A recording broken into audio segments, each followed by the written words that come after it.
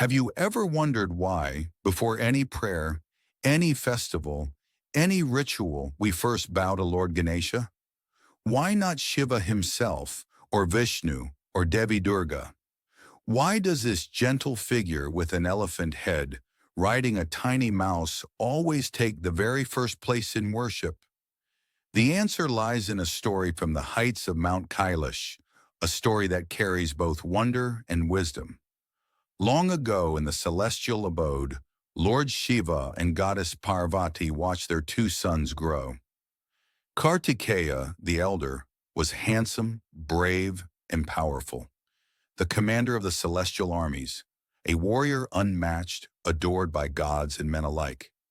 Ganesha, on the other hand, was plump, calm, and slow, more fond of food, music, and wisdom than speed or battle. The contrast between them often sparked playful rivalry.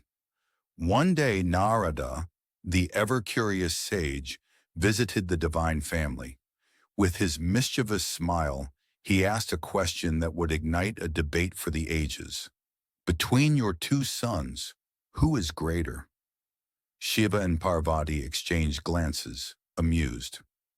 Kartikeya straightened his posture with pride, while Ganesha simply looked up with calm eyes, as if such a question hardly mattered. But to settle the matter, Shiva declared a contest. The one who first circles the world and returns to Kailash, he said, shall be worshipped before all others. The challenge was set. Kartikeya leapt onto his grand peacock, feathers shimmering, eyes blazing with determination. With a thunderous flap of wings, he soared into the sky, cutting through winds, mountains, and oceans. The gods watched in awe as he sped across the universe, crossing galaxies, climbing beyond the clouds. Meanwhile, Ganesha remained seated. His tiny mouse stirred nervously, aware of its limits. The gods chuckled. How could the slow, rotund Ganesha compete with the speed of Kartikeya? But Ganesha did not move in haste. He bowed gently before his parents, Shiva and Parvati, and then, to everyone's surprise, he began walking in a circle around them.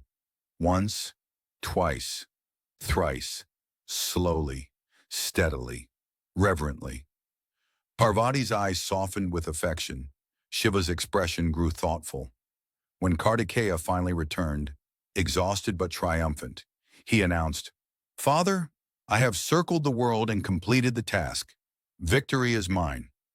But Ganesha, calm as ever, folded his hands and said, "I too have finished, for to me, my parents are the very universe itself.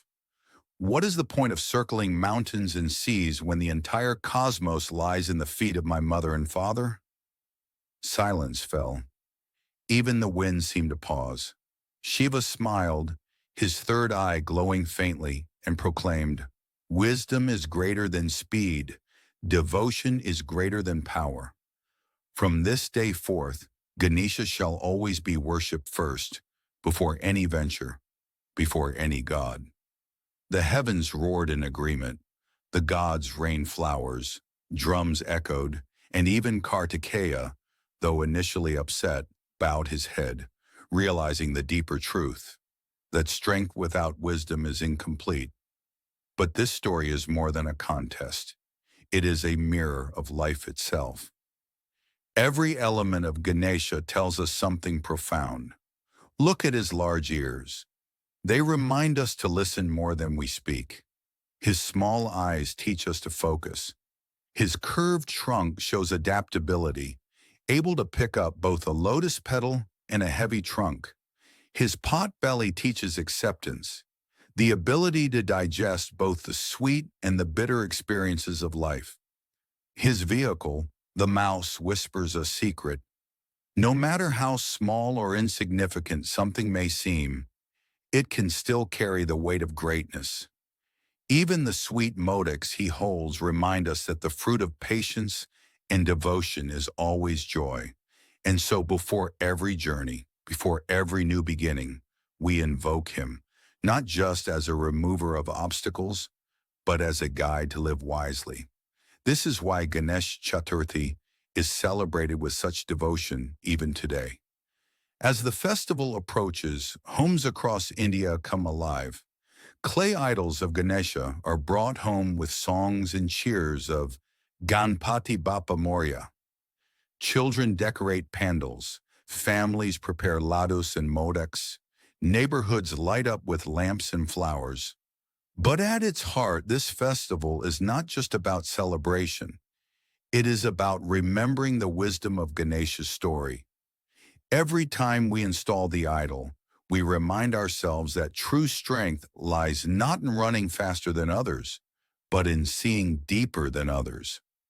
Every time we perform Visarjan, immersing the idol into rivers and seas, we are reminded that life itself is impermanent. Yet the wisdom of Ganesha always stays with us. Think of it. When you start a new job, open a new business, begin your studies, or even attempt something small like cooking a dish or writing an exam, what is the first name we utter? Vighnaharta, the remover of obstacles. It is not superstition. It is a cultural memory carried for thousands of years that wisdom and devotion must always precede action. And so, when you bow before Ganesha, you are not just honoring a god, you are honoring the power of patience over haste, wisdom over pride, humility over arrogance. That is why in temples and homes and festivals, his name always comes first. The little boy with an elephant head who chose love and wisdom over a race across the stars has become the eternal guide of millions.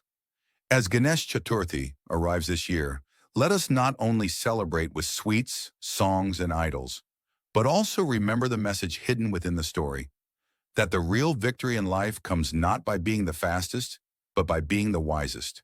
So now that you know why Ganesha is always worshipped first, let me ask you, what part of this story touched you the most? Was it Kartikeya's blazing speed or Ganesha's quiet devotion? Share your thoughts in the comments and let us together spread the wisdom of the one who removes obstacles. Until then, may Lord Ganesha bless your journey, protect your steps, and fill your life with wisdom, joy, and sweet beginnings. Ganpati Bappa Moria.